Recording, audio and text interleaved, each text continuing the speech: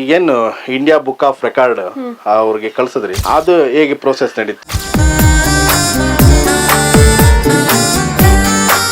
Sir ಅದು ನನಗೆ ಒಂದು ಮೈಂಡಲ್ಲಿ ಇತ್ತು, ಈ ಥರ ಏನಾದರೂ ಒಂದು ಅಚೀವ್ಮೆಂಟ್ಸ್ ಮಾಡಬೇಕು ಅನ್ನೋದು.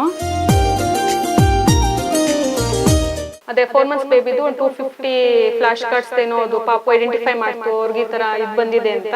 ನಮ್ಮ ಕರ್ನಾಟಕದಲ್ಲಿ ಅವ್ರಿಗೆ ಒಂದು ಸ್ಥಾನ ಸಿಗುತ್ತೆ ಅಂತ ನಾನು ಆ ಥರ ಇದು ಮಾಡಿದೆ. ಇವತ್ತು ಈ ಒಂದು ಮಗುವಿಂದ ಇನ್ನೊಂದಷ್ಟು ಮಕ್ಕಳಿಗೆ ಪ್ರೇರಣೆ ಆಗ್ಬೇಕು. ಸೊ ಏನಾದ್ರೂ ಒಂದು ಬದಲಾವಣೆ ಆಗ್ಬೇಕು. ಹೆಣ್ಮಕ್ಳೇ ಸ್ಟ್ರಾಂಗ್ ಗುರು ಅನ್ನೋ ವಿಷಯ ಈಗಲೂ ಕೂಡ ಈ ನಮ್ಮ ಒಂದು ಕಾರ್ಯಕ್ರಮದಲ್ಲಿ ಇವತ್ತು ಏನ್ ನಾವು ಬಂದಿದೀವಿ ರೂಪಿಸಿದ್ದಾರೆ ಅಂತ ಹೇಳಿದ್ರೆ ತಪ್ಪಾಗ್ಲಾರ್ದು.